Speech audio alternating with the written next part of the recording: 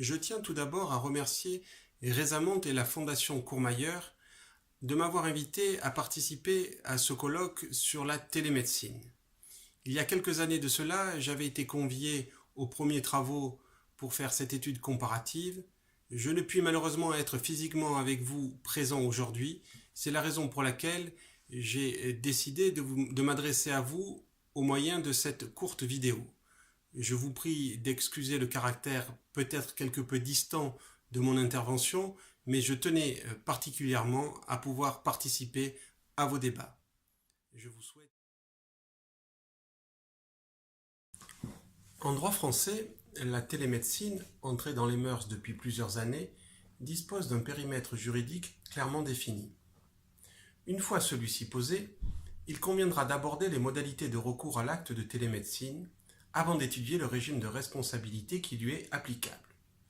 Nous nous interrogerons ensuite pour savoir si la télémédecine est susceptible d'accroître le risque de poursuite contre les médecins et de déterminer qui est responsable in fine.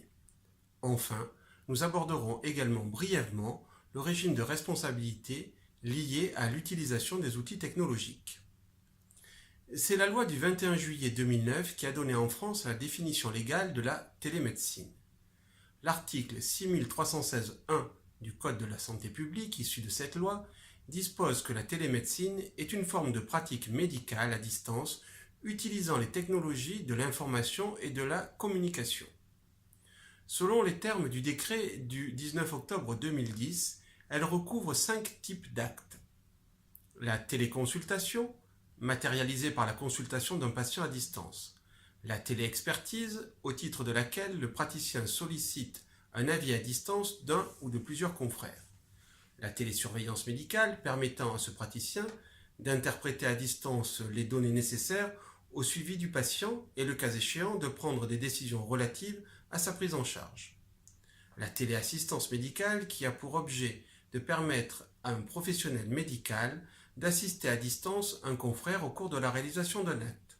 Enfin, la réponse médicale apportée dans le cadre de la régulation médicale.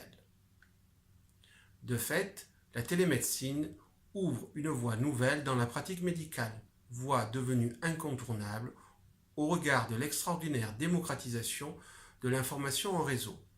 De surcroît, la télémédecine est apparue comme un moyen de répondre au moins partiellement aux problèmes aigus posés par les déserts médicaux. Elle permet dans ce cas de rapprocher le patient isolé de son praticien.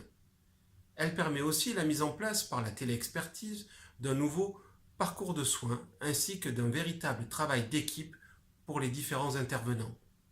Mais quels sont les préalables nécessaires à cette nouvelle forme de relation patient-soignant? Quel est le régime juridique de responsabilité médicale qui lui est applicable? Ce sont les points que nous allons développer maintenant. Le recours à la télémédecine emporte le respect de certains préalables par le soignant. À ce titre, le patient doit consentir ou non après avoir été informé à l'acte de télémédecine. Cette information préalable se fait dans le cadre d'un entretien physique. Elle doit porter sur l'acte médical réalisé, mais aussi sur le procédé de télémédecine utilisé. En cas de refus de recours à la télémédecine par le patient, le médecin doit respecter le choix du patient. Il lui est alors conseillé d'en faire mention dans le dossier médical. Les professionnels de santé intervenant dans l'acte de télémédecine doivent faire figurer dans le dossier médical du patient le compte-rendu de la réalisation de l'acte, les actes et prescriptions médicamenteuses effectués, ainsi que l'identité de l'ensemble des professionnels et des intervenants à l'acte. Naturellement, l'ensemble de ces informations pourrait s'avérer extrêmement utile en cas de recherche de responsabilité. Enfin, l'ensemble des intervenants à l'acte de télémédecine sont tenus au respect du secret médical. L'objet de la présente intervention n'est pas de décrire par le détail les conditions de mise en œuvre et d'organisation de la télémédecine. Il s'agit pour nous de considérer la télémédecine dans la fonction de soin. Et ici, les choses sont parfaitement claires. L'acte de télémédecine est un acte médical à part entière, doté d'attributs identiques aux autres actes médicaux. C'est donc le droit commun de la responsabilité civile professionnelle classique, tel que défini par l'article 1142.1 du Code de la santé publique qui s'applique, et donc celui en droit français de la responsabilité pour faute. Dès lors, le débat pourrait s'arrêter ici. En effet, si la télémédecine est un acte médical classique à l'instar des autres, elle ne présume nullement d'un régime particulier de responsabilité. Pour autant, se pose la question de savoir si le recours à la télémédecine emporte ou non une augmentation de la responsabilité des intervenants. Y a-t-il un accroissement du risque? Nous l'avons vu, le régime de responsabilité est celui de la responsabilité pour faute, dont la preuve devra être rapportée par le patient. Quel que soit l'acte médical, le risque existe. Et quel que soit cet acte, l'objectif consiste pour les intervenants à réduire autant qu'il est possible ce risque, mais il convient de rappeler que le risque zéro n'existe pas et n'existera jamais. La compétence du praticien, son écoute, son humanisme, associé en l'occurrence à sa formation à la télémédecine, apparaissent comme les conditions d'un risque mieux contrôlé, mais bien évidemment, malheureusement, toujours réalisable. Plutôt qu'une responsabilité accrue sur un seul médecin, celui qui réalise l'acte de télémédecine, on peut davantage distinguer une responsabilité diffuse sur plusieurs praticiens pouvant varier suivant leur mode d'exercice. Le médecin requérant, qui sollicite l'intervention d'un confrère, maîtrise l'ensemble de l'information disponible et sélectionne celle qui, fournie aux différents intervenants pour procéder à la réalisation de l'acte médical, seront demandées.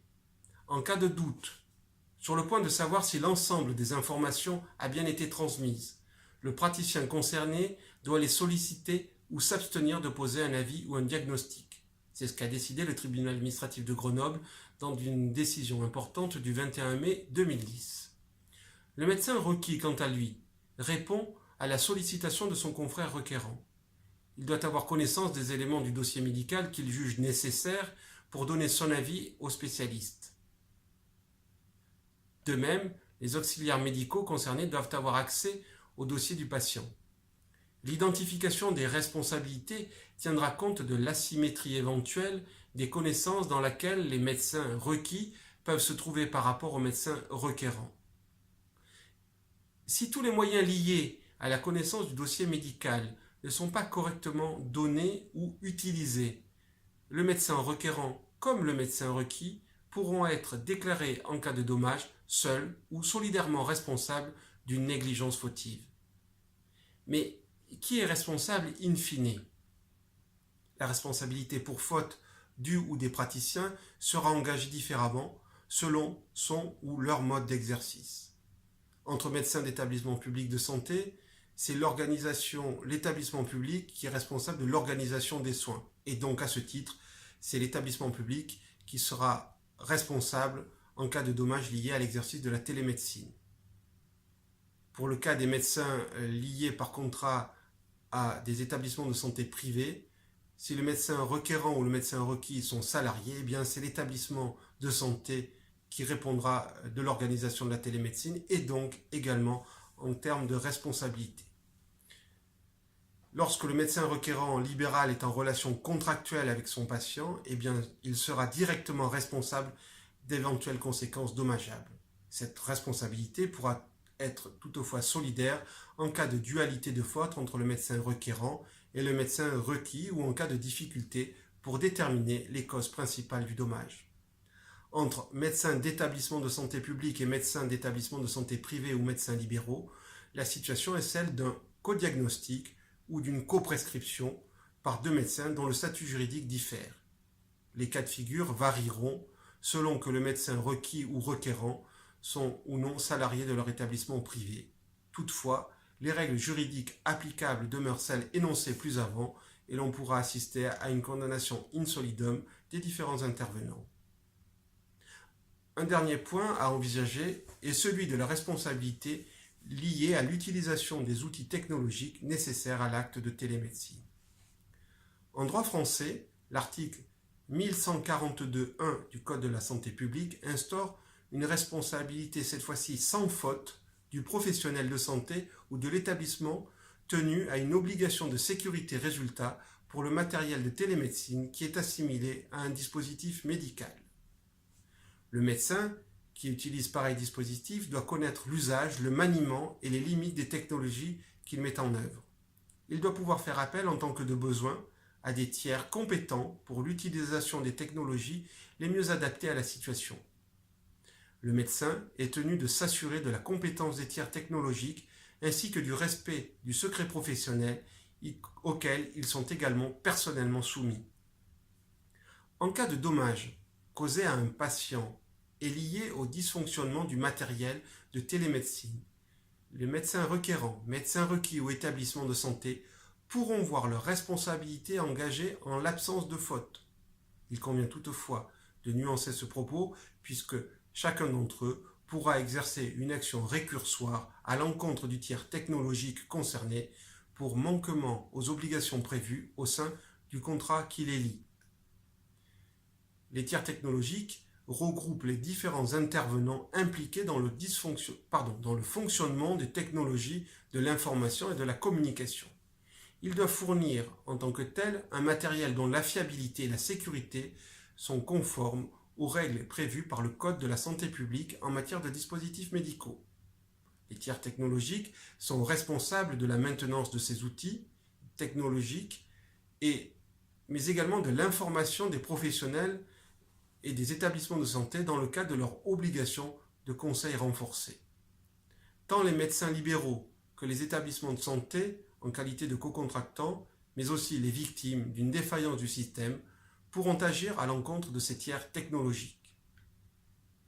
En conclusion, au plan des responsabilités juridiques des professionnels de santé, rien ne change donc fondamentalement avec la télémédecine. C'est le régime classique qui s'applique, même si on peut assister à une diffusion de la responsabilité sur l'ensemble des intervenants.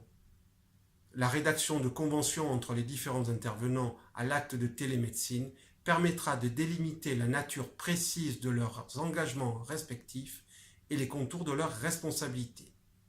Que ce soit au niveau de la détermination des responsabilités à l'égard du patient ou dans le cadre d'un recours en garantie entre les intervenants condamnés solidairement, le juge tiendra naturellement compte des obligations de chacun